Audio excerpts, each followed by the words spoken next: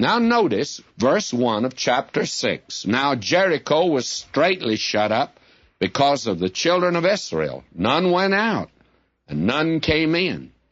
Now Jericho was prepared for them, but they didn't think they'd be over quite so soon. But now the city's shut up, prepared for the attack. And the Lord said unto Joshua, See, I've given into thine hand Jericho, and the king thereof, the mighty men of valor. And ye shall compass the city, all ye men of war, and go round about the city once. Thus shalt thou do 6 days, and 7 priests shall bear before the ark 7 trumpets of ram's horns, and the 7th day ye shall compass the city 7 times, and the priests shall blow with the trumpets. Now the day came for the beginning of the campaign. The city of Jericho is prepared. There are the soldiers on the walls. The watchman is there over the gate. And the staff, the brass, military brass, is down in the city, and they're getting reports from the wall. And finally the word comes, here come the enemy. And here comes Joshua now, and the army of the children of Israel. But leading it was the ark, carried by the priests, and they have these horns. And here they come. And the watchman on the wall says, here they come. Let's get ready. They apparently are going to make attack at the gate. And so they bring all their forces there on the inside. And the forces there, they are ready for an attack if they break the gate down.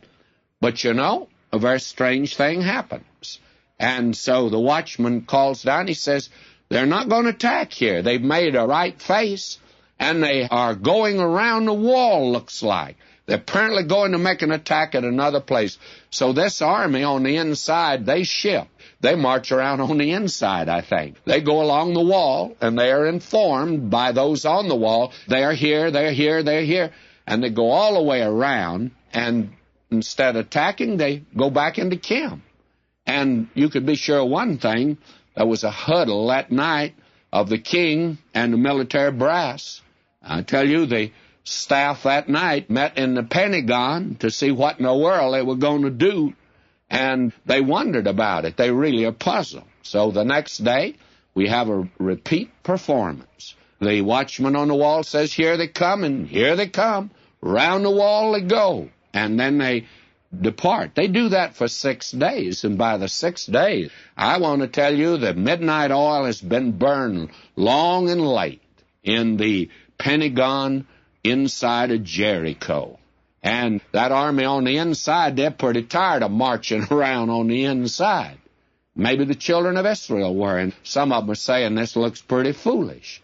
I'm not sure, but what if you'd asked Joshua and said, General Joshua, don't you think this is a rather absurd thing you're doing? He said, sure is.